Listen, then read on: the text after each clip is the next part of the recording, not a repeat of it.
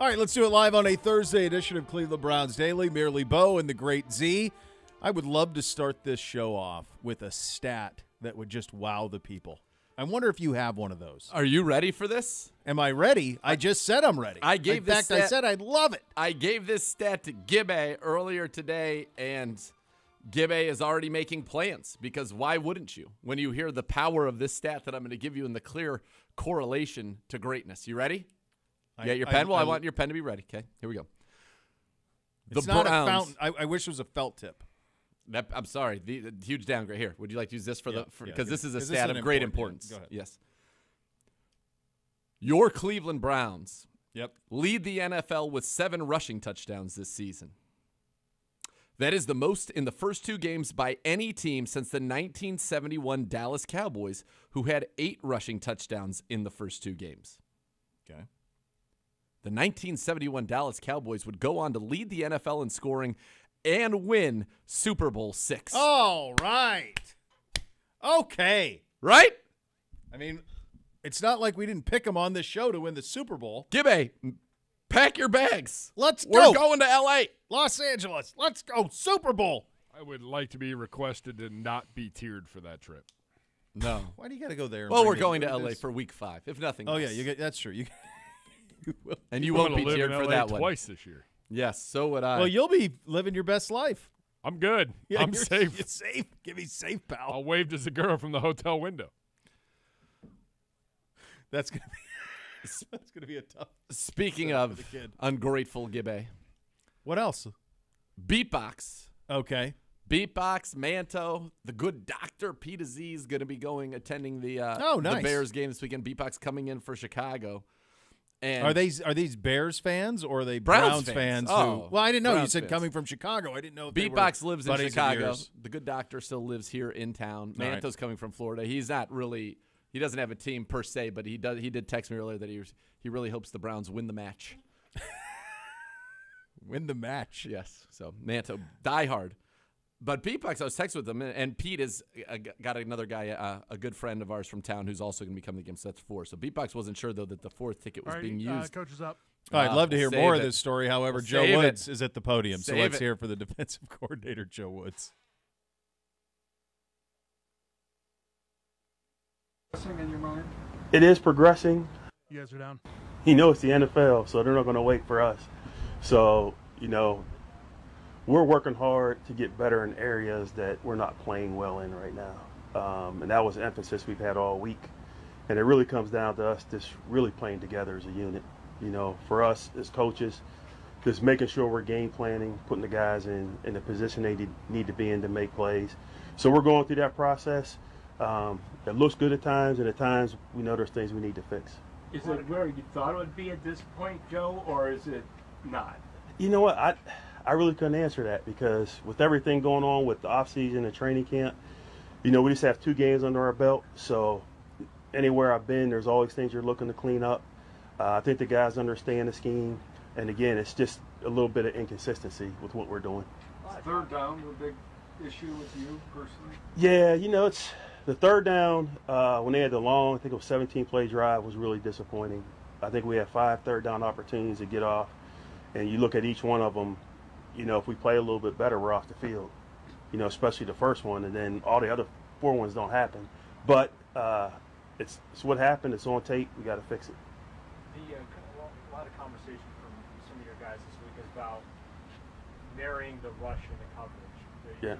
Some downs you're getting the good rush, the coverage is in there, and then vice versa on some others. So just from your perspective, when you're going back and you're dissecting and grading stuff out, what's missing in that regard, and how do you get those two to really come together the way you want? It's consistency. Just like you said, sometimes if the rush is there, you look and the coverage is not there. And sometimes you look, the coverage is there and the rush isn't there. So it just seemed like it was like a different thing every time when I looked at it. And I just watched the whole tape again this morning, and that's exactly what I saw. Just going through color coding, is it more to rush, is it more to coverage? And when you look at it overall, it's a little bit of everything, including me making a couple better calls. Do you have when there's a rookie quarterback, quarterback comes into the game, does your mind say, oh, blitz the heck out of it? I mean, I'm just wondering what Yeah. goes through your mind because you're facing another rookie this week. It is in general. There were a few things we were doing that we were a little bit off on, so I just wanted to calm it down. They were moving the ball on us early, and I said, let me calm it down, pull back, because I was doing some things we game planned. And once I felt like we weren't executing it at a high level, then I just pulled it down a little bit just to let the guys calm down and play. But when he got in, I thought the same thing. We went to the third quarter. We got off 2 3 and outs would work, but that one drive just kept coming and coming and coming. But overall, at times you want to get after, guys that are backups. Joe, with your front four, did it get enough pressure last week? I mean, Miles. Yeah. I mean, you drew the one hold, but I don't think you had any other hits or pressures. I mean, do you need more out of those front four, especially if you're not going to blitz a ton? Yeah. There's going to be a combination of blitz and coverage. I like to mix the two, whether it's man pressure, zone pressure, with just playing zones. I think up front we had pressure, but it just didn't marry up. Like we were off somewhere and they found it, or again, if we were tight, then maybe they chipped us and we couldn't get home. So I think it's just patching it all together, just getting it clean, executing our games, executing our pressures, or whatever we're trying to do. Yeah. Miles said after the game that he was a little surprised they were throwing on first down. They had shown that. Then Tyrod didn't come out the second half. Right. I assume you would have caught up to that had he still been in there. Yeah. Adjusted to that. Well, you're always adjusting throughout the game, and that's what we do just in between series. So you go in based on the game plan or the breakdown, which you looked at, and then you start keeping track to see what they're doing, and you make adjustments. So we were making those adjustments. Again, we just left a couple plays out there. In 2 games, it doesn't seem like they're picking on the rookie cornerback much. Yeah. Does that surprise you? And is there a reason why they're not thrown at him? They threw some passes at him. He had the one penalty, then he came back and made the play on a deep ball, which was nice to see. But he's a confident guy. He plays clean technique. I think each game he's getting better, and he's believing in his ability. So I'm sure there's going to be somebody come out and probably try to throw 6 or 7 balls at him, but I think mentally, physically, athletically, he can handle it.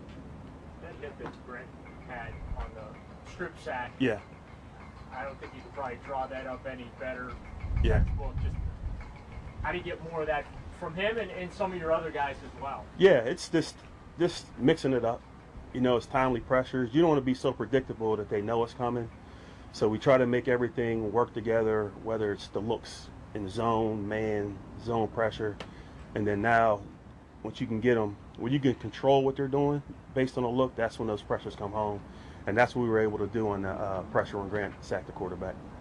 These mobile quarterbacks that have given you trouble, what can you do to kind of tamp that down? Because you're going to have more. You got number 8 in Baltimore. Oh, yeah. Really? It's a problem. Because the times when you rush 4 and they have 6 or 7 guys blocking you, there's going to be lanes where he can escape. So you always want to have in your pack, your package, the ability to bring 5-man pressure, 6-man pressures, or have somebody spy on them. But in order to strengthen yourself in one area, you're going to weaken yourself in another area. So it's just playing that game and having that mixture of what you're trying to do. Joe, how and why are you confident that things will get better? Is we get more, as your guys get more experience? Oh, it definitely will, because within the game, you see it. There's moments where guys execute, we're making plays, and we're doing what we're supposed to do, and then you see the inconsistencies. So you're just trying to eliminate those, and then now you're playing at a higher level. So we're doing it, you see it, we just need to do it more often and better. A lot of Justin Fields on tape are kind of broken plays, extended plays. Yeah. Now that he gets a week of practice with the number 1 team, do you expect more designed running plays? You would anticipate that, but that's part of it. You asked a question earlier about the breakdowns and how things change down the distance-wise. Like you go into it based on what you see and what you think they're going to do, but you're going to have to adjust during the game. But we'll probably see more of that. Probably trying to get him out on the perimeter a little bit, and we're going to have to plaster in coverage because there's going to be times he's going to scramble. How did you think Denzel played on Sunday? It looked like he got a little frustrated a couple times when he was getting pushed off or something like that. That happens. You never worry about that as a DB. That's part of life. There's things he did really well, and there's probably some plays out there he want to have back. And I watch him move around. I kind of try to stand back a little bit and watch the DBs just to see the things that they're doing. I see him, he looks stronger, he looks bigger, he looks twitchier, he looks faster. I feel like he's wired in. I just think right now he's probably trying to do too much, right? He's trying to go out and make a play. And when you play DB, you execute your technique and the plays will come. And I talked to him about that. So he just has to settle down and just do his job. He's good enough to make plays when he does that. How do you treat the linebacker now without Anthony and then obviously only this week? Next man up. That man, it's just a life you live. You know, in the NFL, there's going to be injuries week in and week out. They did a great job just with the personnel here, so I feel good about the guys that are in our backup positions. So they'll be able to step in and do what we need them to do to win. What does Jeremiah have to do to get more snaps? It's just a process. Like some of the stuff, you have to protect him from himself. And I said that early on. Like I see all kind of packages and things I can do, but I don't want to do so much that he plays slow. So we're slowly giving him more, and then we definitely design things for him. But I just don't want to put a lot on his plate. How big of a luxury is it to have a guy like Malcolm who can step in and wear that green sticker? It's awesome because he's such a leader. All the young guys look up to him. You have that veteran presence, you know, in the huddle. That, you know, exudes confidence for everybody else. So it's been great to have him around, for sure. Seeing Grant did what he did for the number of snaps that he did, do you feel like now you can kind of do that dime package that you've been really wanting to do? Oh, it's in. Yeah. It's just now you just add him to it. And you saw a little bit of that, but we'll continue to progress and do more things coverage-wise with him in there. How many plays did you have that package in last week? For, the total number? Yeah, less than a dozen? No, it's probably a little bit over that. Yeah, a little bit, because we did it in 2 minutes as well. Yeah, so might be in the 20, 26, something like that. Yeah. Guys, good. I was starting to shake, man. So. All right. Go in there and get dressed properly. All right, you guys are up. All right, there's Coach Woods at the podium as we kick off the show. His defense, you just think about it, you had that great stat yesterday in terms of Andy Dalton's just not throwing the ball down the field so far this season. 0 attempts. 0 attempts down the field, whereas Justin Fields will. Once every 20. His job is very different this week than it would have been, and so it's changed dramatically. Very similar to one that I think this defense was probably drafted and signed in free agency to be, because this thing was put together with the idea of Lamar Jackson and Patrick Mahomes, and if you're going to win the AFC, even Josh Allen, those are the type of quarterbacks you're going to have to deal with, and that's the type of quarterback Fields is, although he's not that accomplished, clearly. He's a rookie, but that's the type of player he is. Yeah, and I think this is a week where maybe we are a little more aggressive. Maybe we do blitz a little bit more. It's something that we'll talk about later in the week, but Justin Fields, when he was blitzed last week, I won't get into the stats. We'll save that for Friday's show. When the Bengals blitzed him, he was not good. And you go back to that play in the preseason, remember where he got his bell rung, where he missed the blitz adjustment? So I think that's a way that the Browns can go and maybe be a little bit more aggressive here as opposed to playing so much of that kind of that soft zone. And now and that allows you to fill some of the escape lanes as well that were going to be there. Like he said, when you're rushing with 4 and they block with 6, there are going to be lanes because a lot of guys are going to be double teamed. At least 2 will be double teamed there. If they block with 7, 3 are double teamed. So the Browns have got to do a good job of containing him, but if they do, I think they can confuse him, and I think that they can force him into some bad decisions. Can you tell the people what you had for lunch? What I had for lunch? Yeah, that's right. I had a lot of things, but chicken but noodle soup. Little chicken noodle soup. And there you have it. Soup season. Soup season. Made wonton soup last night. Yeah. Oh, soups is absolute delight. Yeah. Soup season's back in a big way. It's go time. The first beef soup is coming. It could come as soon as Sunday. I mean, what are we looking at here? What is today? 55 out there right now. Oh, what a nice night for some soup. Nice crisp night. Boy, if the rain could stay away, it's a really incredible stretch here that we could be in for. So there's a lot to be excited about. And it was bourbon season kicked off last night as well with autumn, and so you have that and soup. This is time to thrive, kids. It's a real treat. This is what it's all about. Yeah, Crispness in the air. soup season, Yep. rolling through into Thanksgiving, Browns victories, rolling through some snow on the ground, Christmas. And then what I love about Cleveland is once we hit Christmas and we have a beautiful white Christmas and you get New Year's, then all of a sudden it's like we know that's all you wanted. January comes 80, sunny, golf. It's all. Even the 80. It's just so much sun. You just bathe in it. Bathe in it. Bathe in the sun. It's vitamin D January, everywhere. known as vitamin D time here. How This do is you? soup season. Are you an apple picker, fall fest, corn maze guy? I mean, we will do all of that with the kids at some point. Yeah, sure. So great, right? Oh yeah, love a good corn maze. Love that season. And how ironic is it that corn is maize? Ladies and gentlemen, now that he's gotten out of his car, really let him hear it. What a job. What a job out of you. Oh, 132nd Chippewa, or as we like to call ourselves, Ojibwa. Thank you. All right, good stuff from Coach Woods there. We are getting closer. Odell Beckham Jr. was at the podium earlier today. We will have that for you coming up a little bit later. We'll get into the matchup. It's a matchup Thursday, our offense versus their defense, and vice versa. Justin Fields making his first start, and you will hear from him coming up a little bit later as well. Lots to get to. Off and running here. Cleveland Browns Daily, 850 ESPN Cleveland.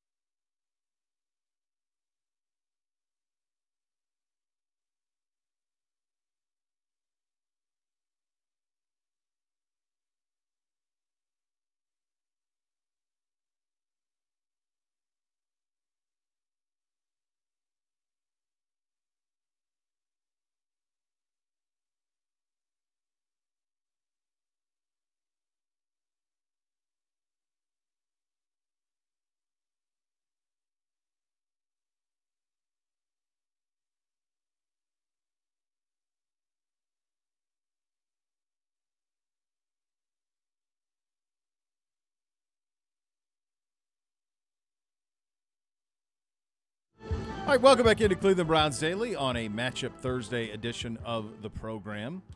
By the way, NFL football tonight, Carolina and Houston. Have you seen the score on that? I have not, but my guess. Can I be a little Simmons? Yeah. Let's play. Guess the lines. In Houston. Yep. Carolina minus 4.5, 5.5, 7, 8. Ding, ding. You got it, boy. That's a lot. That's a lot.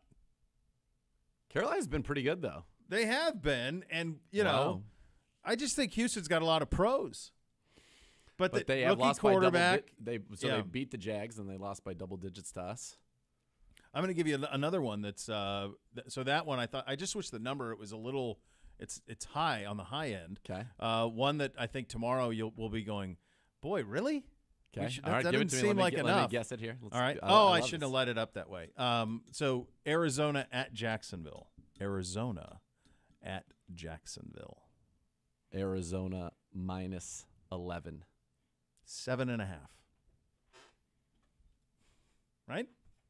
Well, they haven't stopped anybody, so they're thinking. Well, that's that. What do they know? Trevor will people throw it that live right in to Las you. Vegas know. That's this because right here. There's something there. That's this right here. That's they're up 14.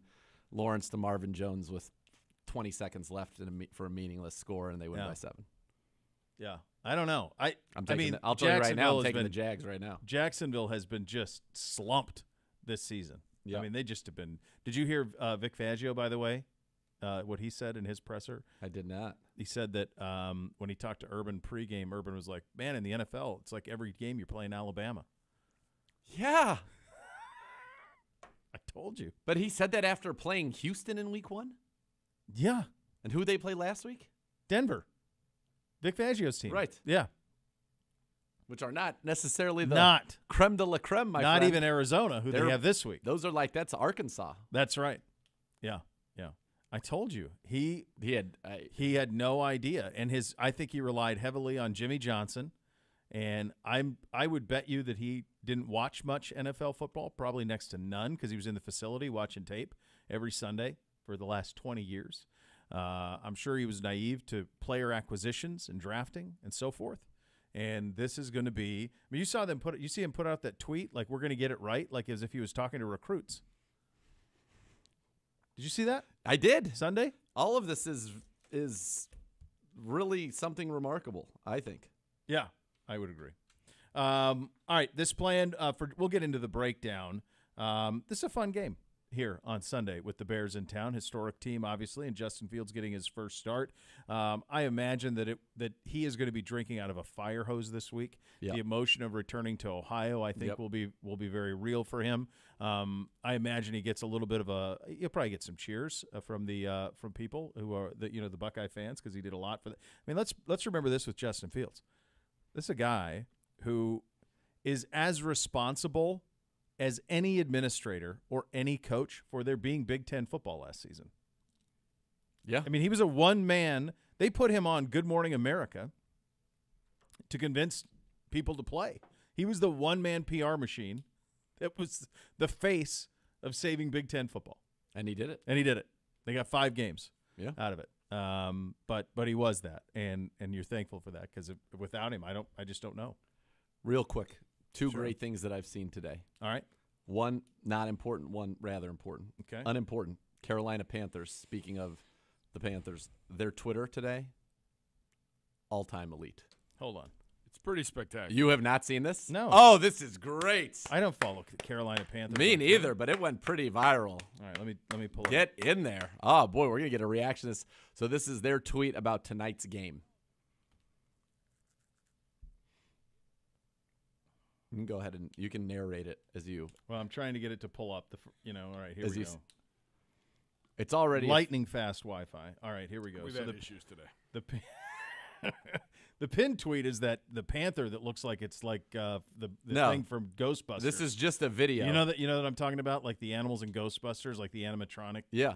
No. All right. Let me see. All right, I'm looking. It's down. a video. There's a retweet that starts with 37 football Sundays and football Saturdays. This is 9:30. A lot. This is 10:09 a.m. today. Yeah. Well, they've had like 7 tweets since then. Well, okay. they're on Wrap. All right. Let's see. Yeah.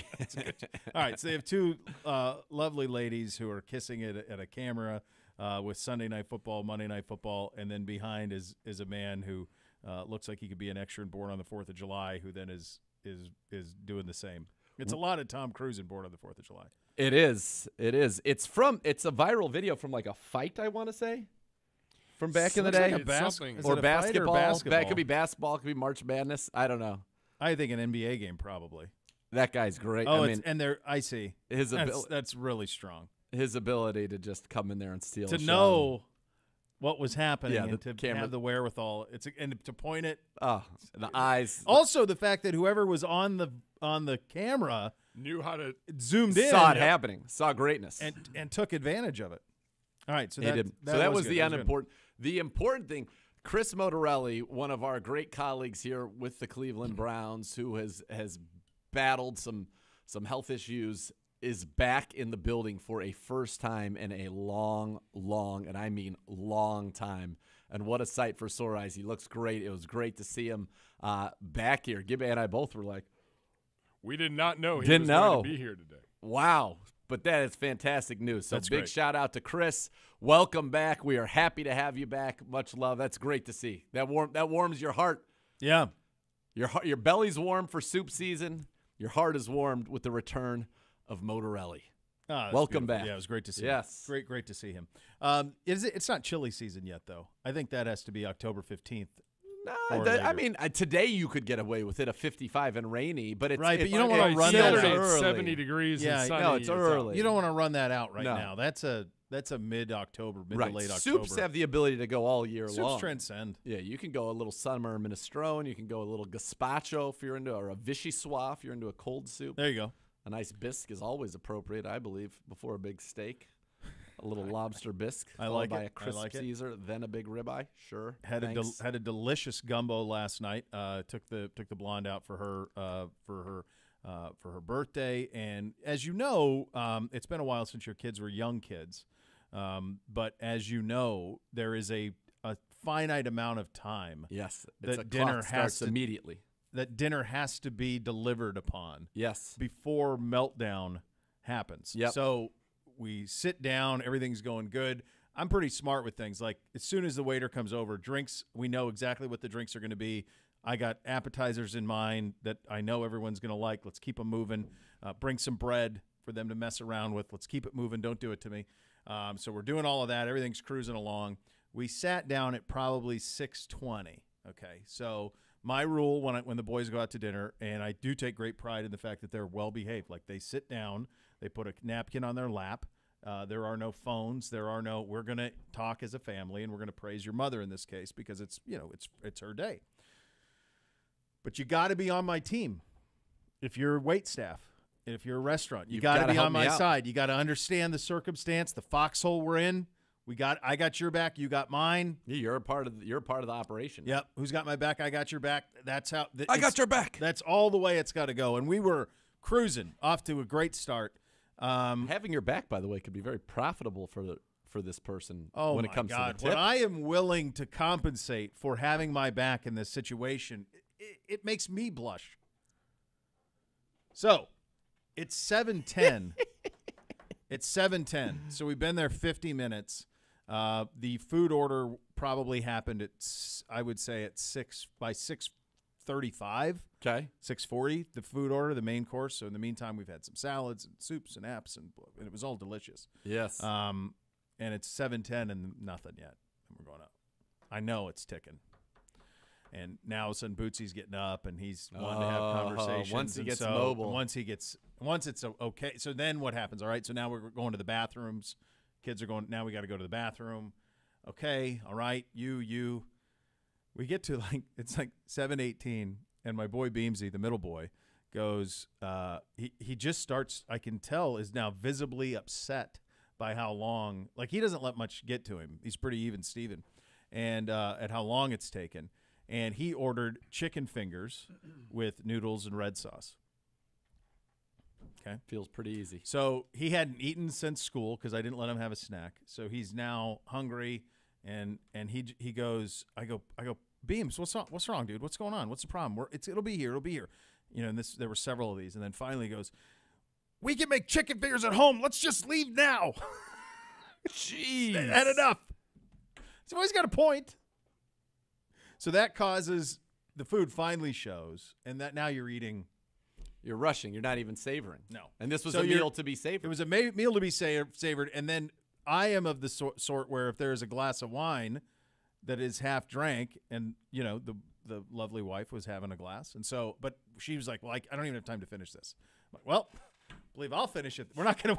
Yeah, we're not leaving anybody behind here. There's no wounded soldiers. No stragglers. Spalding didn't get a lot right in Caddyshack, but he did. You got that. He did get that right. You got to finish. Be on my side is the moral of the story. Have my back in those circumstances. Great food. Was not enjoyed the way that it could have been. And by the way, I'm assuming this is a birth week. This is not just a one-day celebration. Jeez. I bet you have a weekend. I told her today. I go, are you 7? Like, it's all week. We're going to celebrate all week. That's how these go now. It's a whole week. That's how this goes. Every day. She takes off. I go, well, what do we got going on today? It's more birthday stuff. More birthday stuff. More got lunches. A birthday luncheon. More lunches. Afternoon cocktails. Yeah. She deserves it. Holy smokes. Now you get a birthday week. No, it's not. We're not eligible for that. No, I agree. I think Gimmy's right. We are not eligible. No. Yeah, we are not on that program. No. By the way, speaking of having our backs, Patrick on Twitter said the guy with the beard is Willie Robertson from Duck Dynasty. I could see that as well. He makes a lot of sense. Sure. Yeah. Yep. And that speaks to his charisma. And also the location of the seats. Yes. A lot and of the fact that together. the cameraman would zoom in because he would perhaps recognize him. Yeah. It's all there. It's all coming together. It's all now. coming together. By the way, real quick, just to finish, yeah. because we've had such a juxtaposition of having people's back, not having people's back. So back to my original show opening story about Beatbox. Yeah. So they're coming in, 4 tickets. They think that they've got. Beatbox wasn't sure if there was a 4th. Now, mind you, these are our tickets that we for being employees. Employees. Yeah.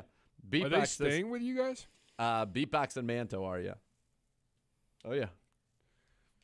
Just wondering on the house guest front. I know you've had some house guests recently. Yes, yeah. Yes. Well, this will be much shorter lived. This is a 24-hour variety, which is significantly different than 24 times 7, which off the top of my head sounds like 168 hours. That's an Airbnb. That's a vacation in a resort. At your house. At an all-inclusive, as it turns out. It turns out it was an all-inclusive. Oh, really? This lunch, I don't have to pay for this? Oh, no, it's on the house. You paid when you got the here. house is yours now. It's all here. Whatever you need. Treat it as your own. So as you were saying. Beatbox says, hey, why don't we sell the 4th ticket so we can get 3 better tickets? I said, oh.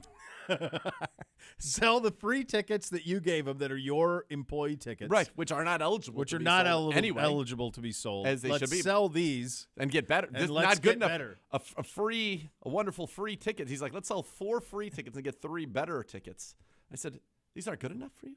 Right. My hospitality, your the red tickets, carpet, I'm rolling out. Knowing your status in this organization, I would imagine your tickets to be very, very fine. They're not bad. I think they're probably very, very good. Well, very strong to quite strong. You're where everybody wants to be. First Energy Stadium on a Sunday for Cleveland Browns football. You're there for what more do you need? At 0 cost. Yeah, at no cost to you, in fact. Not good enough for me. Did he come to his senses? He did. He apologized. Did you shame him? Well, I think I just did. Well, now I know, Publicly. but I mean, I don't think he's probably listening because he doesn't live here, as you've illustrated at the top. Well, he's got the app. He listens a lot. He's a big fan. All right. He said, and he said, well, the truth is that he loves the action. He loves the trading. Oh, it's the action. And it's the action. And I said, listen, you got a lot of friends that love. I said, listen, Crypto Box, we got to just calm down here. This is not that. These are fungible assets. Right. These are tangible. And then he said, I'm sorry. I thought it was a reasonable question. I now realize it was rude. I really appreciate the tickets and you hosting us for the weekend. Thank you. And I said, Beatbox, I actually don't care. I just like to give you crap because you're the person who would say this in the first place. That's right. And so we have a little fun with our friends. Good of course. job for Can't him. wait for him to arrive. It'll be a real treat. It's going to be very fun. Minister Box, by the way, officiated my wedding to Miss Kay, and he did so splendidly, in spectacular fashion. Yeah, he crushed it. Good job out of him. Yeah. If your game plan for this season includes buying or selling a home, Howard Hanna Real Estate Services has you covered. Visit howardhanna.com/GoBrowns today. Coming up next, Odell Beckham Jr. from the podium. You're listening to Cleveland Browns Daily on 850 ESPN Cleveland.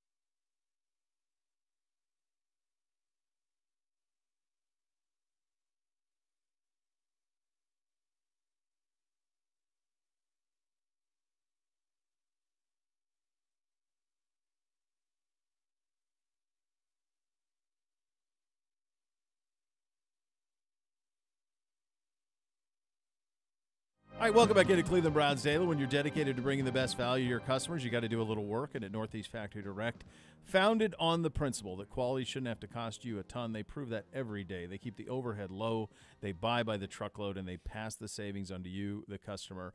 During Northeast Factory Direct's garage sale, you can find queen pillow top mattresses starting at just $3.99, double-sided pillow tops for $6.99. And when you buy that queen prestige mattress for $6.99 or the king prestige mattress for $7.99, you're going to get a bundle of free stuff, a set of sheets, 2 pillows, a mattress protector. Check them out, West 140th Street in Cleveland, Lakeland Boulevard on Euclid, or Freeway Drive in Macedonia. You can shop them online at northeastfactorydirect.com. For the first time in quite a long time, Odell Beckham Jr. met with the media today. Let's have a listen to that. You guys are down 11 minutes. We'll see. Taking it day at a time. How'd it go yesterday? I know you went full tilt for maybe one of the first times. Everything's going smooth. Just been part of the progression the entire time, just working my way back into it. Everything feels good, so just taking it day by day. Is there anything specific between now and Sunday that you need to, some hurdle you need to clear or anything? Day by day, you know. Each day, just keep attacking each day until we get there, and we'll see then. It looked like before that Kansas City game that you might play in that. Did something happen to make you say, no, I'm not ready? Just like I said, we just taking it day by day.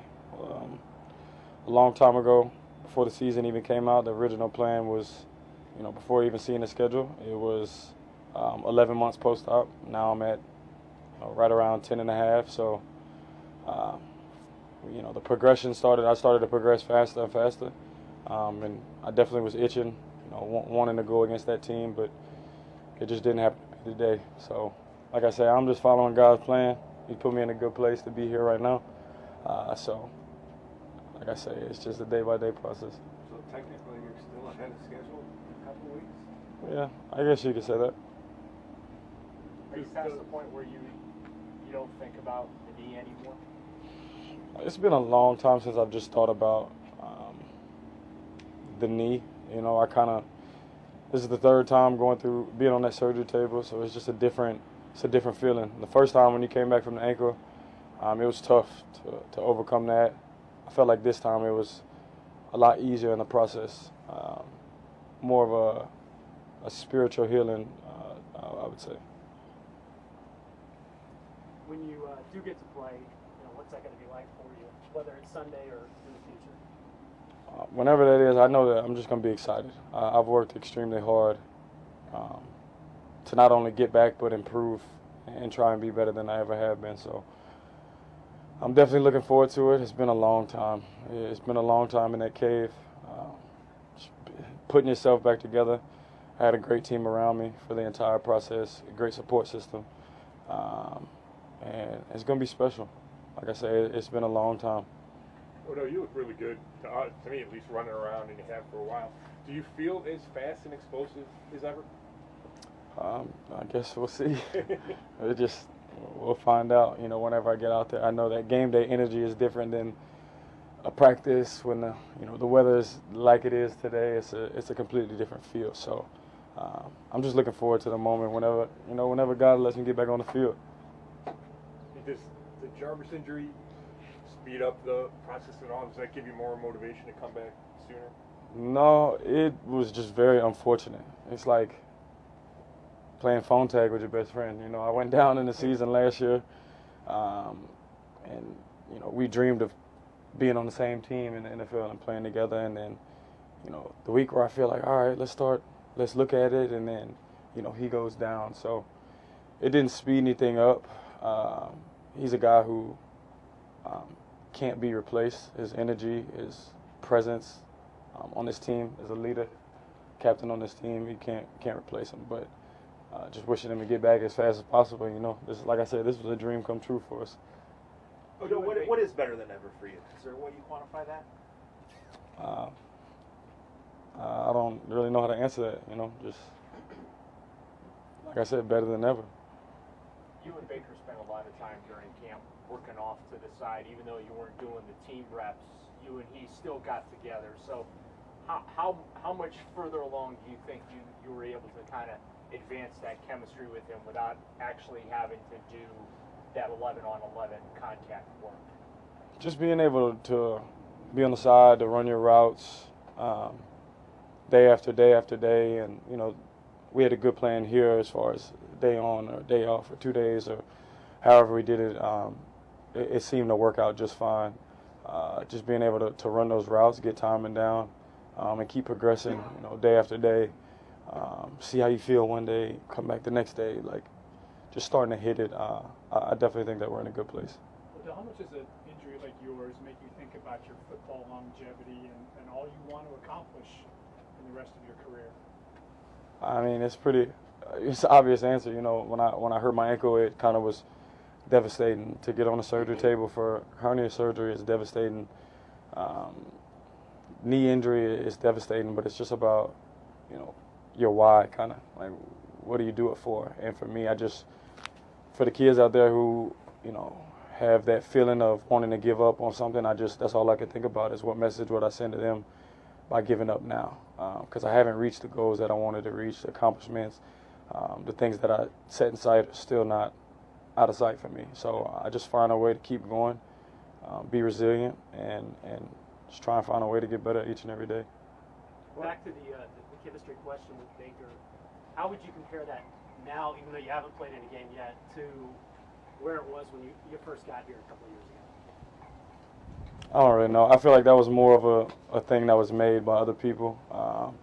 It's, you know, second year in the offense, being comfortable, team finding, you know, out who exactly they are, and then it all coming together.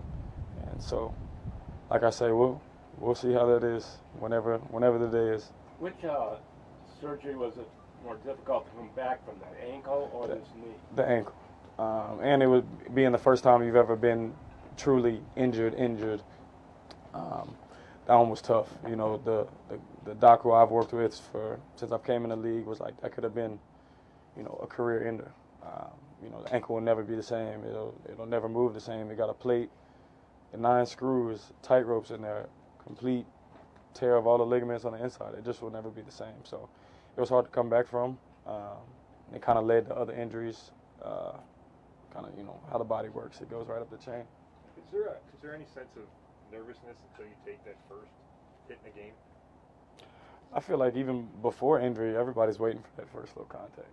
You know, it's since you were 7 years old, you know, there's always that like butterfly before the game, and then you get hit. It's like, all right, let's go. So injury, no injury, I think that's the deal with everybody when they step on the field.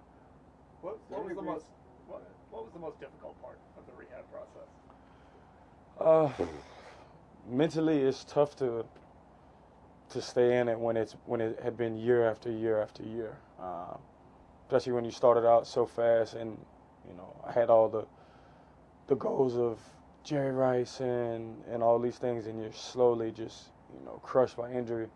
It's just hard to mentally and spiritually stay strong throughout all of it. But I felt like this one, you know, when I got to Exos, they had my name, Odell Beckham Jr, ACL, Rehab, and I told them to change it to spiritual reconstruction. You know what I mean? This is just my soul that I need to work on.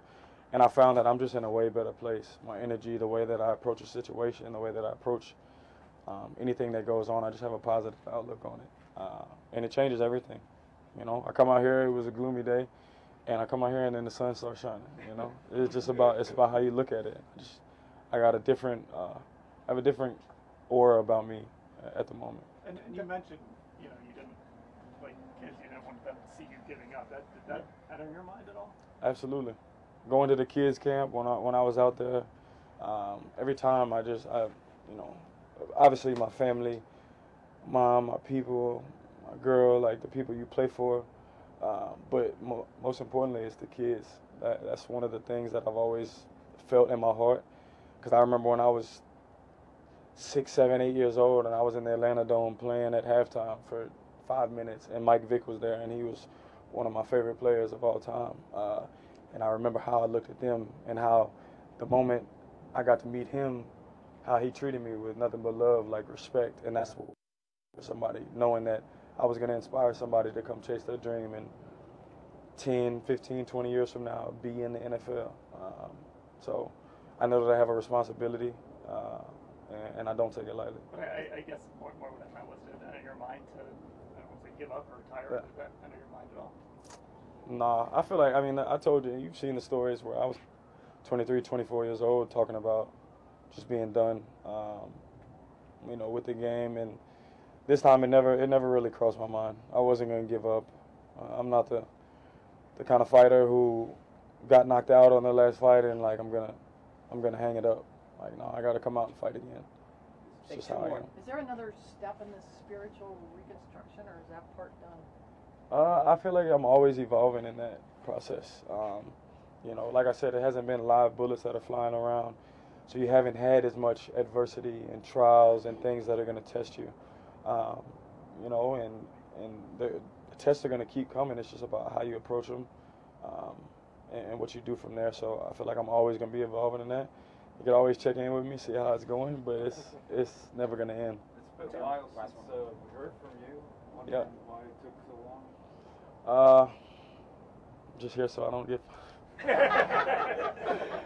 No, I'm just, you know, I feel like 30 to come up and give, you know, the most honest, you know, responses and all that, but it just like I feel like it's been used against me. The words have been used against me, and right now I'm at a place in my life where I'm just here to play ball. This is what I love to do. I'm focused. I'm locked in. That's just really it, man. I'm just not here for anything but to be the very best teammate I could be, player I could be, and I'm just here to play ball. You're up. All right, good stuff from Odell there. Very good. That was dramatic at the end. It was. He had a band with him. Here's what I would say to the last question. I think Tony asked that question about how long it took him, and this is something that all of us, and especially those in the traditional beat media, and especially those when you're covering an NFL team. Odell Beckham Jr., if he has a message to get out, he just directly delivers it to his fans. Doesn't need need press conferences. That's right. He doesn't need it, and so that's. What more can he say? Everything that he wants to say, he can say directly to his fans, and so that's the challenge and the evolution that has to come. You know, just in the way that traditional teams are covered. You know, these guys have their own platforms, and gone soon. I do believe will be the days where you hear from people every week because there won't need there to be. These are my words, not the words of the Cleveland Browns, but I think it's just where you're getting. I think that's where it's getting. How many followers do you have? Millions. 40 million? Upon millions upon upon millions. all the platforms? And yet. I mean, like, I was thinking about this with Cristiano Ronaldo has more followers on Instagram than there are people in the United States. Think about that. So does he need to go talk to the Daily Mirror? No.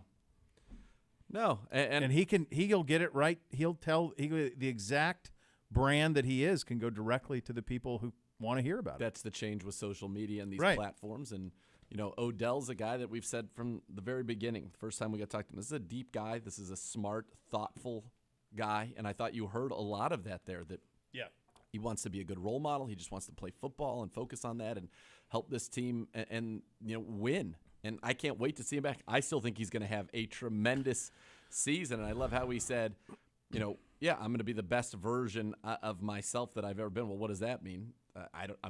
We'll find out. I'm just trying to be the best best Odell Beckham Jr. I can be. Incredibly vulnerable when asked about how hard it was, and he spoke of, I used to have all these goals of Jerry Rice, and he mentioned Rice. I took note when he said that because that's what he was on pace to be, and then it derailed, and that weighs on you. The physical rehab is grueling. The mental is perhaps more so and more damaging for these guys because if you ask anybody, we ask Hoff, anybody who's played, what do you miss the most? Locker room, the guys. Of course. Rehab is isolation. Total isolation. And I think we were lucky for Greedy and Grant that they had each other last year to go through that because, all of a sudden you're just out. And as they always talk about, next guy up, the show must go on. You move right, even in a game. Jarvis was going to be a huge part of our game plan this weekend. He gets hurt on that screen, and he goes in the locker room, but the game goes on. There's no time to say, how are you feeling? Yeah. There's none of that. And that's, It is. It's isolating. It is very difficult. It probably feels for him. I just am constantly getting banged up. Is this ever going to end? And I hope he has a great season. I really like Odell Beckham Jr. I think if you listen to him and really kind of hear what he is saying, this is a very, very likable, very introspective, very self-aware guy. Yeah. Gambling without setting limits on how much you're going to wager or how long you'll play is like a football team going into a game without a game plan. It's probably going to end up in a loss. So always set limits before you bet. Get more tips like this at keepitfunohio.com. Additionally, if your Social Security benefits have been denied, call the disability lawyers at 1-800-ELK-OHIO. Elk & Elk is a proud partner of your Cleveland Browns. We hit the matchup coming up next, our offense versus their defense. You're listening to Cleveland Browns Daily on 850 ESPN Cleveland.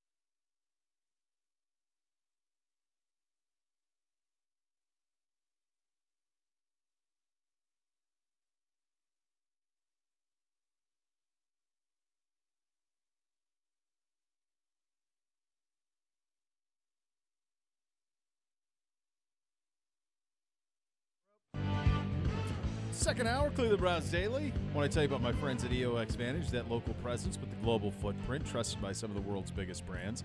This is a testimonial from an EOX Vantage client. Tom Daugherty's his name. He's the Senior Vice President of Specialty Programs at the NIP Group. He says, quote, I have a saying about working with EOX Vantage. If you dream it, they can build it. We generate lots of ideas for them to carry out. They've implemented everything we've come up with. We brainstorm ways to innovate and improve our company. We use EOX Vantage for their infrastructure, coding, and programming capabilities, technological expertise, and experience working with global brands.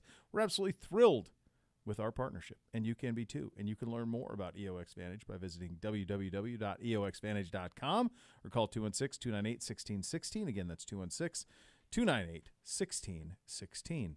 Time for the matchup. Our offense versus the Bears' defense. Strength versus strength here, my friend. Yeah, the Bears' defense comes in number 8 overall total defense. The Browns, number 8 overall total offense. The Bears, the 5th-ranked rush defense in the NFL. The Browns, the 3rd-ranked rush offense. If there is one area where their D has struggled, it's a place where ours has struggled. They are 29th in third down defense. They are tied for 10th in sacks. We're 11th in terms of sacks allowed, so we're good there. They take the football away. They had 4 of them last week, and they've done a good job. They don't allow big plays either. They've allowed the fewest amount of big plays in the entire National Football League, and they've got some studs at every level of this defense. It starts up front, their defensive front. They'll play some wide 9 on you. Khalil Mack, Robert Quinn rushing. You've got Akeem Hicks, Eddie Goldman in the middle of this defense, and Quinn leads the team right now in sacks with 1.5. Mack's got a sack.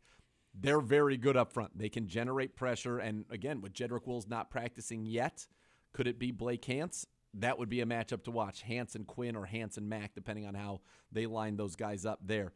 The second level, Roquan Smith it's time to talk about him. We knew kind of coming out of college that he was going to be really, really good, and they paired him with Alec Ogletree, who I think was also, I want to say, both a Georgia first-round guys, pick and both Georgia, yeah. By the Rams, Ogletree? He was, yeah. A while ago. Laurinaitis, long time ago with the Rams, yeah. Well, Roquan Smith has just been an absolute beast, and he is somebody that the Browns need to account for in every single facet of this game. Roquan Smith on the season. Does he have a sack? You betcha. Does he have tackles? Yes, 19 of them. He's got a quarterback hit. He's got tackles for loss. He's got an interception that he's taken back to the house. How good has he been since the beginning of 2020? Well, there are 2 players in the league, 2, that have 150 tackles and 5 or more sacks. Roquan Smith, Devin White. Dudes. Pretty elite company there. So that defense is good. And then on the back end of the defense, they've gotten some great play from Jalen Johnson. Jalen Johnson, the young cornerback, one of the top pass breaker-uppers so far in the league. They've got good safeties, and Eddie Jackson, who's a star, former Cleveland Brown, Tashawn Gibson as well on that defense for this football team. But Jalen Johnson has played very, very well, and that's one of the real kind of stories of their season is how well he's played and their ability to limit the big plays. They had the one blown coverage, I want to say, in week 1 where Cooper Kupp, if you remember, was open by about 70 yards. In fact, it was the most open somebody had been on a touchdown of that length in like the last 30 years in the NFL, according to Next Gen Stats. Other than that, though, they have done a very good job defensively, and they are an excellent team, as we mentioned at the top. They're a top 5 against the run. They've allowed, in terms of, when you talk about run defense, they have been a very good job in terms of expected yards per attempt. They are -1. So that means they are elite. They are on plays. They're actually allowing 1 yard fewer than the expected on every rushing play, which makes them one of the best there. That's pretty good. They are the weird play action. Week 1, they allowed everything to be complete on play action against the Rams. They were the worst play action defense in the NFL. Week 2, they turned it around against Cincinnati, and they were the best play action defense in the league and had a couple of takeaways and interceptions. So hopefully we get more week 1. Our offense is significantly more similar to that of the Rams, even though you would say they're actually both pretty similar offenses, but I feel like we're kind of on par right now with what the Rams are doing. But those are the matchups.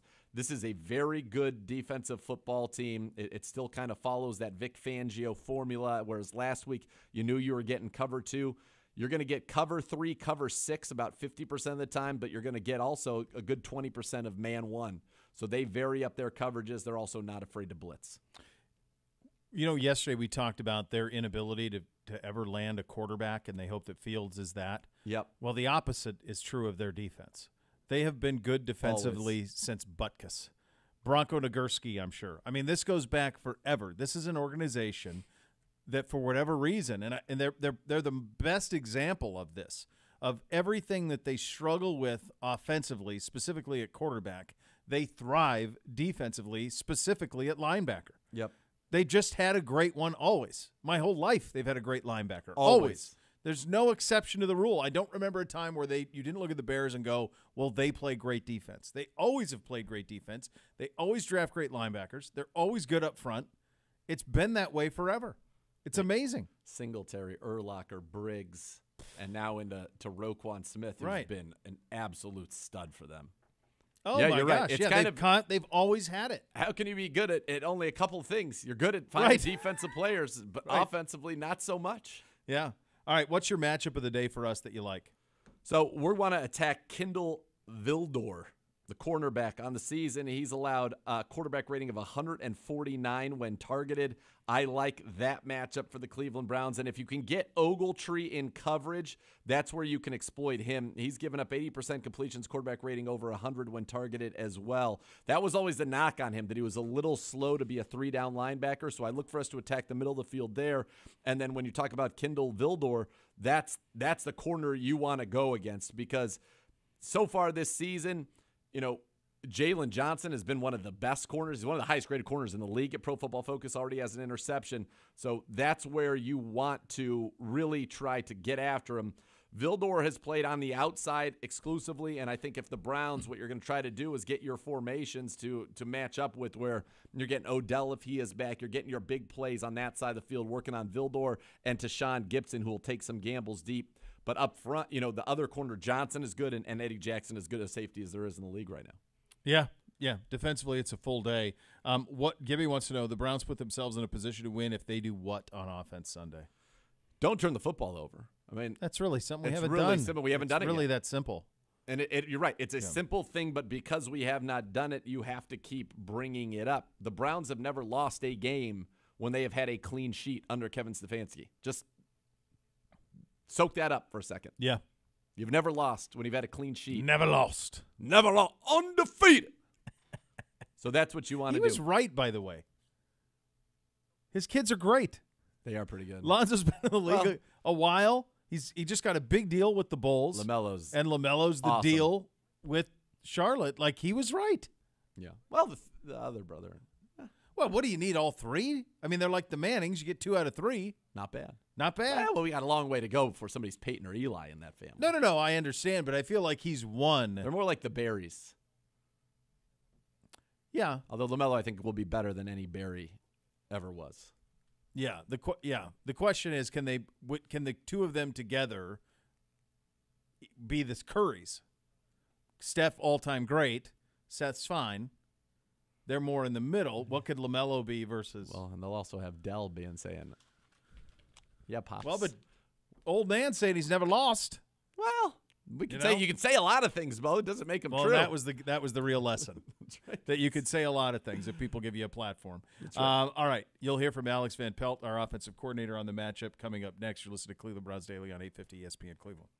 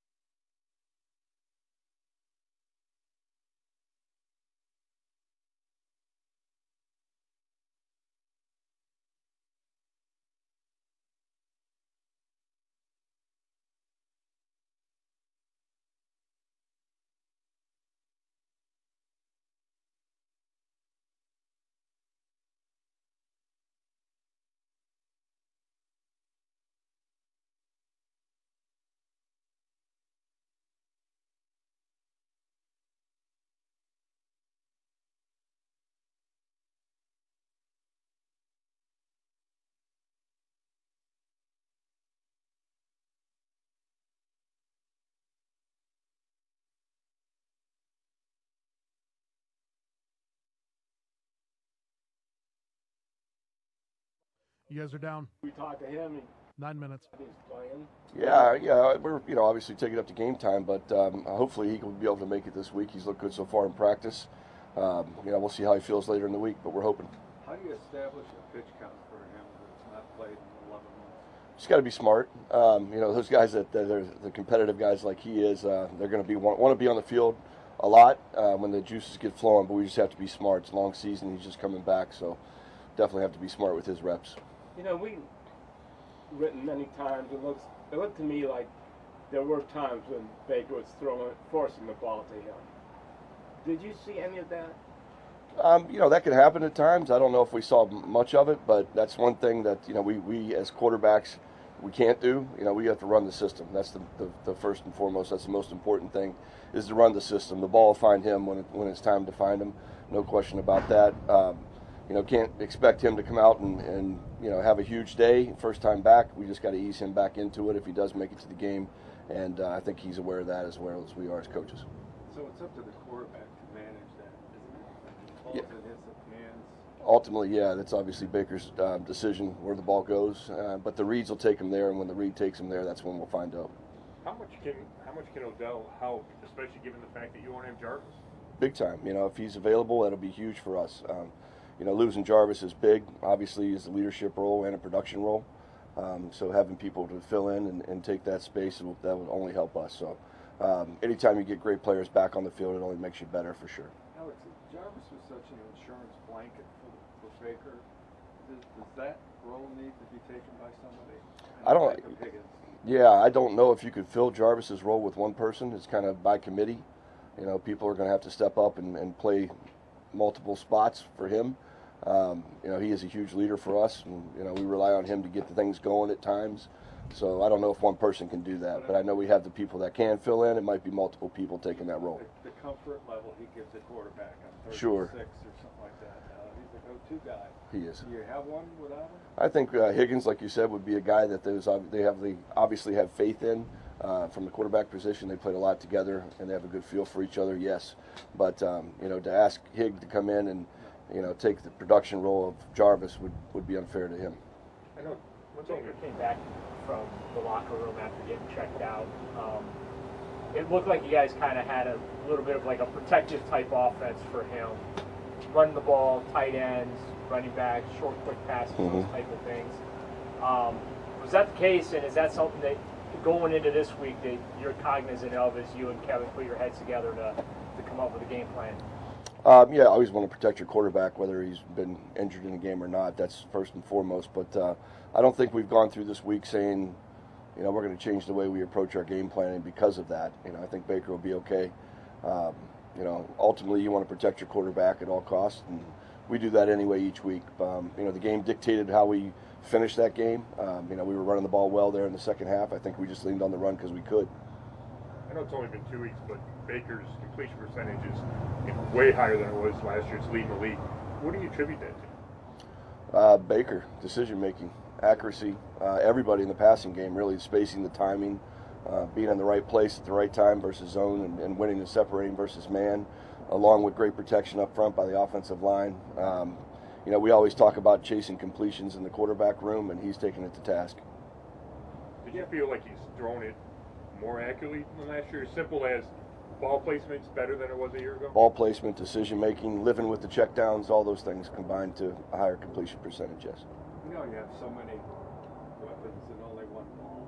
Peoples-Jones only has a couple targets through 2 games. Is that any level of concern, or is he doing what you want him to do? He's doing great. There's no doubt. He's made big catches for us in Kansas City, got a big first down for us. I mean, he'll find his spots to catch the ball. We don't really go in saying that these guys need to touch it so many times. Coach calls the game how he sees it, and the ball finds the guy that's open.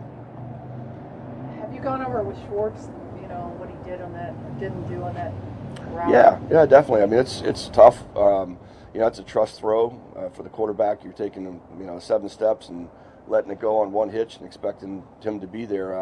I don't think he turned it down. We addressed it in front of the offense. I think he just has to be in that spot when the ball's supposed to be there. I don't know if the throw may have been a little bit high. We all take blame for it, but he'll learn from it and get better because of it. But I love the fact that Baker trusted him, and he'll continue to earn Baker's trust when he makes those plays. Do you feel like Jack Conklin struggled a little bit last week? I think he had a couple of the holds and holding penalties, and maybe gave up a sack. Was that not up to his normal standard? Jack, that's going to happen. I'm not worried about Jack at all. Jack's a true pro. He's a great right tackle for us, and he'll have a play or two. Everybody will have a play or two, so I'm not concerned at all. Well, what kind of matchup? I mean, he's Khalil Mack, right? So Mm-hmm. What kind of matchup is that? Jack's played them all. He's played well against good players, so we expect Jack to come out and be productive. We obviously know what Mack is and who he is, and part of our game plan will have him in mind at times when we do things. So, we expect Jack to come out and block him one-on-one, and we'll give him help when we can. We all kind of know Dimitri is an explosive player, but could you have asked for anything more out of his debut there? No, that was nice to see. He's a young guy that's done it the right way all the way through. Learning two positions, playing in multiple positions in the receiver spot, inside and outside, and then really stepping up. That ball would have been Jarvis's ball had Jarvis been in the game. So he really did a nice job of stepping in, and he's one of those guys we expect to take some of that production load off of. With missing Juice out there, obviously. What went through your mind? Is he a guy you would be comfortable lining up in the slot a fair amount then? Yeah, I think that's one of his better positions when he plays inside. Like I said, it'll be by committee how we fill that role. What went through your mind when you saw that spin move? Ball security. Biggest thing was ball security, so that's been addressed this week. He's got a target on his back. That ball was a little loose at times. Great job breaking tackles. We just got to do it with great ball security. The fact that Wills couldn't finish, is that not unexpected? You guys were obviously prepared that might. Yeah, we were ready. We were hoping he would get through. He got stiff there late in the game, but huge step for Jed to step up and be available for his teammates. Really proud of the way he played.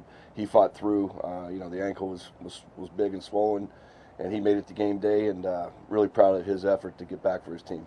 You go in this game thinking you'll have him? We're hoping so. We'll see. It's going to be game time decision, I'm sure. But after last week, I would expect if he's feeling good, he'll be ready. Is the Bears scheme a lot different than the defenses you faced the first 2 weeks? They are different. Obviously, a 3-down team in base that gives you a little different look. It's kind of Nick Fangio-ish at times. Vic, that's who you see in it. But they're good. They're talented, extremely talented. A lot of good players on that side of the football. Obviously, they put a lot of money into the defensive side, and it shows. They're good through the middle. They're good on the edge. It's a talented defense. It's going to be one of our biggest challenge offensively this week. When you watched their game last week against Cincinnati, how were they in base at all, or how much were they in base? They usually match. So when they were in bigger people on offense, they matched it with their base defense. They do match. The thing about that was they had 3 or 4 sacks, 3 interceptions, a forced fumble. Back in 30. 9 QB hits. So we have a great challenge ahead of us offensively. Is there a lot more of the 3 tight end thing that could evolve? I mean, is there a lot more potential for that? I would say we're probably one of the higher teams in the 3 tight end sets in the league, but we feel really good about our 3 tight ends anytime we put them on the field. But I mean, is there more you can do with it than what you've shown so far? Oh yeah, you could. I'm sure there's tons of stuff you can do with them, but they're really good players for us, and we like to get those guys on the field when we can. You're up. Good stuff from AVP there. This is something when you listened to Coach talk there, and then when you were doing the offense versus their defense, it's almost like you hear the names of the people on their defense out loud to be reminded of who they are and what's coming in here on Sunday. It's a full day. It's a pack of lunch. It is an excellent defense, and it's a defense that was outclassed in week 1 by the Rams.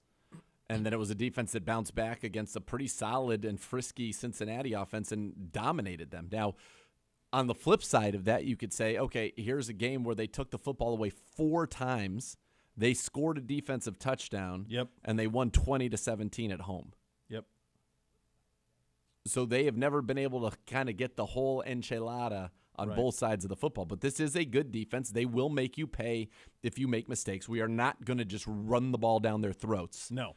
I don't think, although we're great at running, and I would never put anything past, Nick Chubb and Kareem Hunt and this great offensive line. But this is a day where you're going to have to be stout on offense. But this is also a day where our defense, which we will talk about in a little bit, should be able to get some type of an advantage. Yes. Yeah. It's favorable. And it's honestly what this what they are going to do and what I think they will do with Justin Fields is something that our defense, frankly, ought to be built for. We will get into that side of the matchup. You will hear from the former Ohio State great Justin Fields. That is coming up next.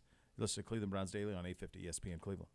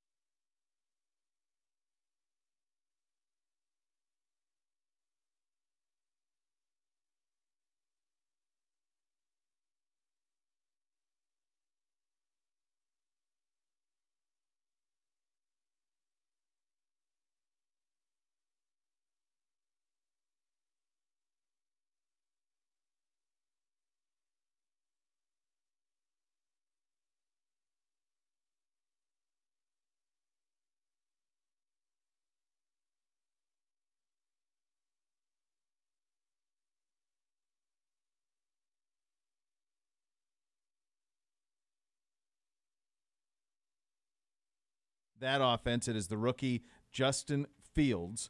There's a lot to hear from on Fields here. So let's start with his reaction to finding out he's the starting quarterback.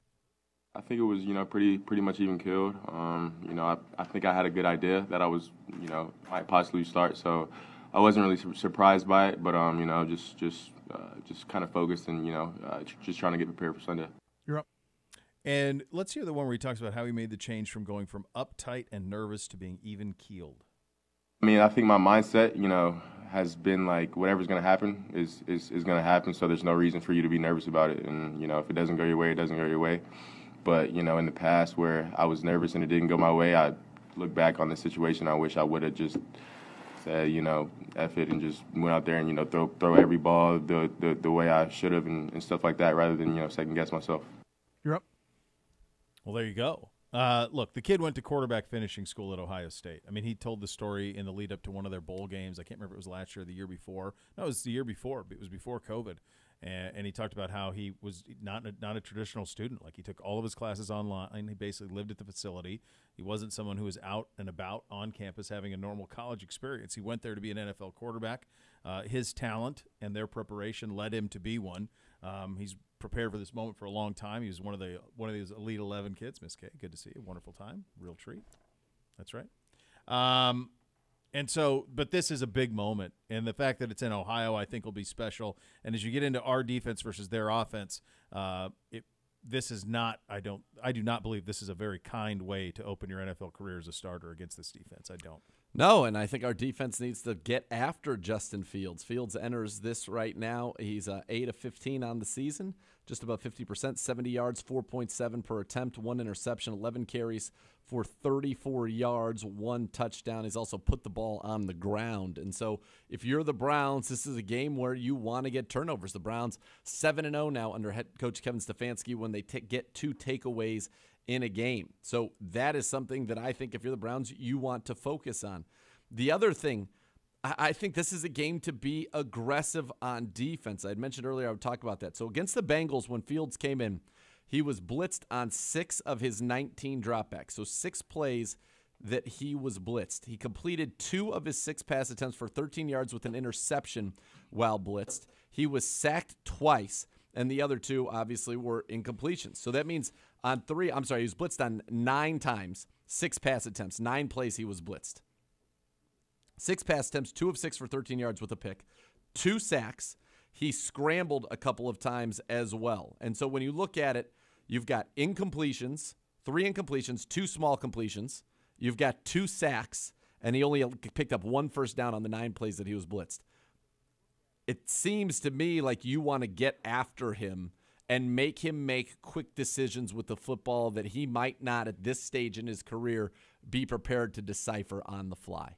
I think you have that right. And I think if you think of the criticism of Ohio State quarterbacks, this goes back to Haskins, certainly the ones that have had the talent to play at the next level, it's that at Ohio State the talent is so great of an advantage, especially at receiver, that they don't have to make tight window throws. They may not have to react and read as quickly as you're going to have to in the league. And so perhaps some bad habits are formed there based on the fact of the embarrassment of riches that roster has. And so he would be forced. I think you hit it. I mean, I think you can make him uncomfortable by getting in his face and making him make quick reads.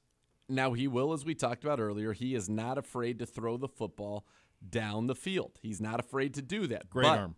You should get after him.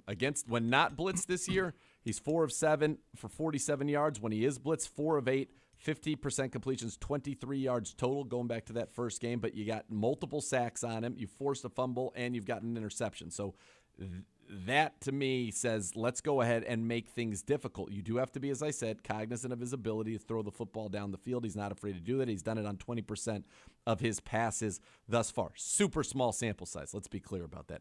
Very, very small sample size. But he's taken 3 shots down the field on his 15 pass attempts. Now, this is a team, David Montgomery, 169 yards rushing, 4.7 a carry. He's got a touchdown. He's averaging right around 100 total yards a game. He's kind of been the straw that stirs the drink there. He is the main man. Damian Williams has 8 carries on the season. Montgomery, 36. receiver, Allen Robinson. And here's where it just gets stunning. Now, this goes back to Andy Dalton, who in his 49 pass attempts didn't attempt a single ball of more than 20 yards in the air. Robinson, 8 catches, 59 yards, and a touchdown on the season. On the season, 7.4 a catch. Darnell Mooney, Marquise Goodwin. These are two guys who can fly that we've got to keep our eye on, but so far they're averaging 8.4 and 11 yards per catch, respectively. It has not been a dynamic offense. It is not one that has put a lot of points on the board. They were limited to 13 points in week number 2 offensively because, as I mentioned earlier, Roquan Smith had that defensive touchdown. In week 1, let's be honest, it was a slumping. They were slumped at the hands of the Los Angeles Rams, and a team that we feel, right, like we are on par with the Rams. 34-14 in that. So they're averaging 13.5 points a game as an offense right now. Yes. This should be a game for our defense to get healthy. And now one of the things we've talked about is interior pressure and wanting to ratchet that up. Well, for the season, the offensive line of the Chicago Bears has allowed 17 pressures. 14 of them have been allowed by the interior of their offensive line, the 2 guards and the center. And no, Cody Whitehair is not playing both positions simultaneously. But Sam Mustipher, Cody Whitehair, and Alex Bars, those 3 have allowed 14 of the 17 pressures. So we should be able to collapse the pocket in up the middle with the 2 Maliks, and that should allow Clowney and Garrett to get after the quarterback. Yeah, and, I doesn't it feel like Jeremiah Owusu-Koramoah this game? Isn't this something that he would running around, blitzing? He would thrive in, right? I would sure hope so. You would think that those guys would thrive in that game and almost like what they're made for, right? And they don't have a scary tight end situation. Cole Kmet, second-round pick a year ago out of Notre Dame, 6 catches, 42 yards on the season. Jim Graham, 1 catch for 11 yards. So they've got 53 yards receiving out of their tight ends. This is not a scary offense. Allen Robinson's a stud. Yeah. Mooney and Goodwin can fly, so you cannot let them get behind you. But I like our matchups of Denzel Ward and Troy Hill and certainly Greg Newsome on the other side with their receivers. Robinson's the big physical guy. You got to watch him in the red zone. That's where he's caught his touchdown last week. But this is not a great offense. It just isn't. And Matt Nagy, they've got a lot. They'll do a lot of window dressing. They're going to do a lot of pre-snap movement that really doesn't seem to add up to much. But if you can stop Montgomery, get them into 3rd and longs, I think you're going to have a pretty good success against this team. And then you got to get off the field on 3rd down. You cannot let him scramble and pick up yardage on broken plays, on coverage plays. You've got to be able to, because he will. It ends up being the game winner last week against Cincinnati where they're on a 3rd and 9 and they blitz him, and he is able to avoid it, get around, and pick up the first down, and that's the way that it goes when it breaks down. So you'll have to have somebody shadow him on all of those things. What I know of the kid is, paying very close attention to him for the 2 years he was at Ohio State. When he went head-to-head with Trevor Lawrence, and so that's like talent, he outplayed Lawrence twice in those 2 games. So and again, I'm comparing like talent. Yep. Clemson and Ohio State have like talent. And in those 2 games, he outplayed. Last year in the national semifinal against Clemson, he's 22 of 28 for 385 and 6 touchdowns. He's good. I know you like him a lot. Yeah, he's a good player. You do. He's a good player. This is going to be a tough spot for him, I do believe. But he's a good player. He's got a big-time arm. He's not afraid to use it. And he is smart with his scrambling. He will not scramble unless he has to. That was what he was as a college player. I'll be curious to see how he is on Sunday when he's trying to. I think there's going to be a lot of drinking through a fire hose just trying to survive. And I think sometimes you rely on your feet in those instances, maybe more than you would when you're a little more comfortable. I'll be very curious to see how Matt Nagy handles him this week.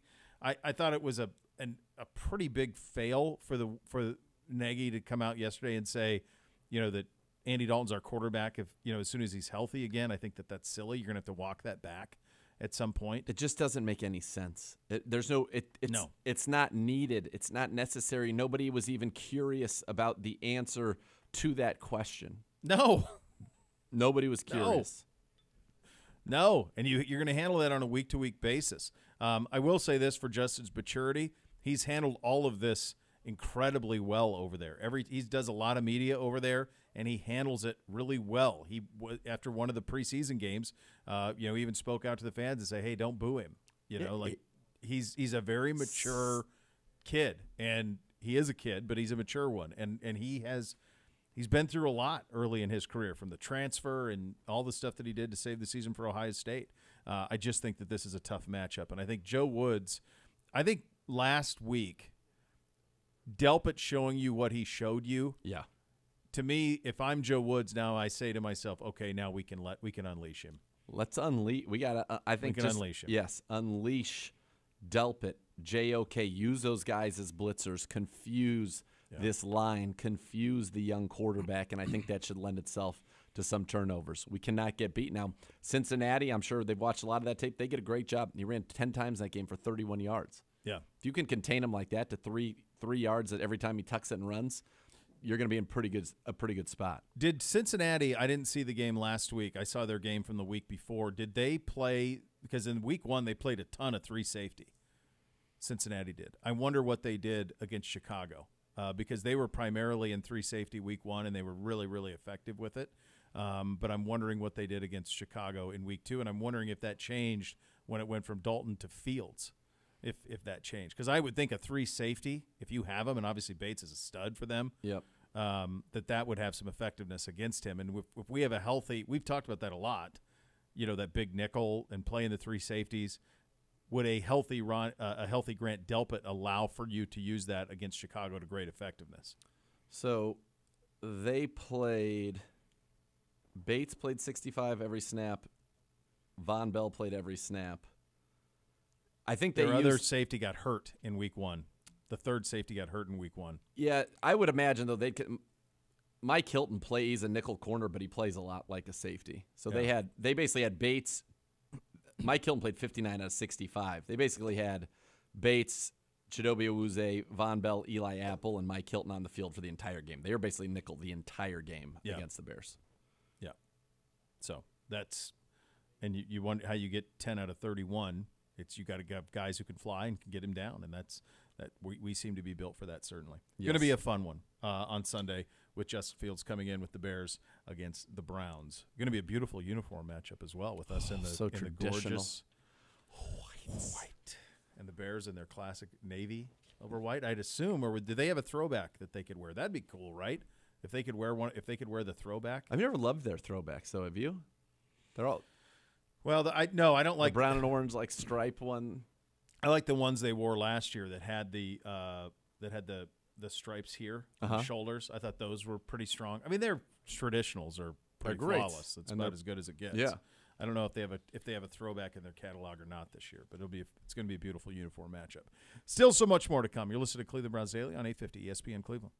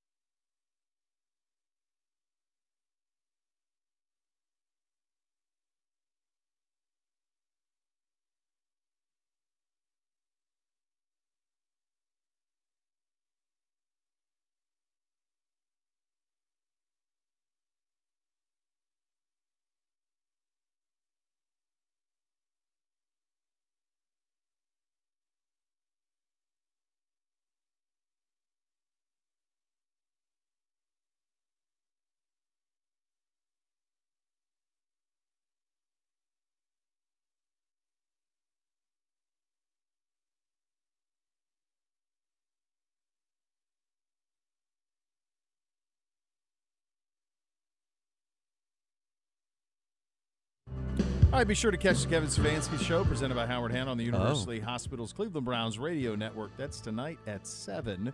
Coach will join us and Grant Delpit will join.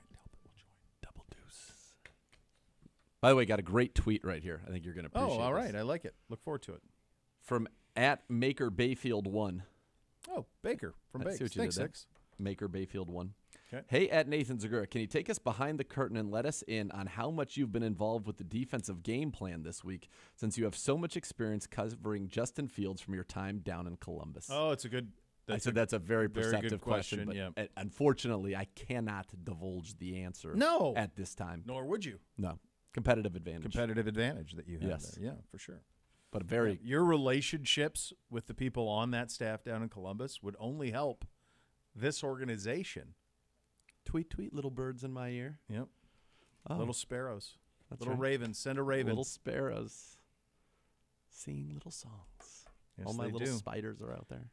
This is a Carolina at Houston. Give me your 1 to 10, your level of interest in this. You'll watch it because it's Thursday Night Football. It's the NFL. It's on. But prior to the waivers in my fantasy league running and me securing the services of the Carolina Panthers defense for this week, probably 3. Yeah. Now, 6. 6. Yeah. It's a weird one. Usually you get a divisional. Yeah. That's kind of been what it's become, is the divisional games on Thursday Night Football. So I will say I'm more than a little curious to get a look at Carolina, because Same. I have not seen them yet. I like their unis.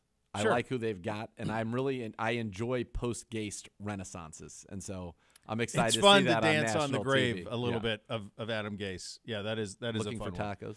That's right. And I'm curious. I'm looking forward to Darnold. I'm curious what they're defensively. You hear great things about their young corners. J.C. Horn, Jeremy Chin that they drafted last year in the second round. Yeah, they've got some players. How they use McCaffrey and what Darnold looks like, and you'll be able to get a feel for that. And so no, I think that I like your number. I think 6 is a good number. Anderson, Marshall. Mm-hmm. So again, because it's Thursday. Houston wins big. Ram it. Huge. Oh. Just remember, it's Thursday. It's Thursday, Gibby. It's Thursday. It's garbage. It's Thursday. Make a pick. We just did. It's kind of weak. He just rammed it. Can I tell you something, Jason? Who's Jason? Jason. Right now, ya boy and ya boy are a combined 22 games over 500. It's incredible. 2 minutes. In. What's Thursday night's record? Undefeated. 2-0. All right. I'll give you your Undefeated. props. I think it ends tonight, but that's fine. Do you even know what's happening? Do you get the show? Do you even know what's happening on Thursdays? I just know that you're going to spin it into somehow getting a win. It's so hurtful. I hate when that happens. I mean, I hate when you try to undermine your own show. I know. You are the boss of this show. You have something that says head honcho right there. I see it. It's your show. I know. We are mere pawns in your show. Why are you rooting against your pawns? Why aren't you rooting for us? We both went 11-5 last week. Congratulations. I think congratulations are in order. I believe I just said that. Because we represent the show. 12-4. The program. 11-5. I'm not a math guy, but you could 23 pretty and 9 much sounds pretty good. 1 minute. At this point, you could pretty much. You're going to be able to. I think you have two choices. You can either just understand that what you have done early here guarantees you to have a winning season, because that's where you're at, or you could try to be great. I'm going to try to be go. I'm going the for all-time 2018. record, Yeah. And go for the 2018 record that we set out there that was so ridiculous. Absurd. Yeah. I think that's where you're at. Long season. Long way to go. Long season. Yeah. 15 weeks to go on that front. We'll be back tonight with the Kevin Stefanski Show. The Next Level is coming up next. Why isn't Chesty Gibby a cheerful Gibby? I'm Something to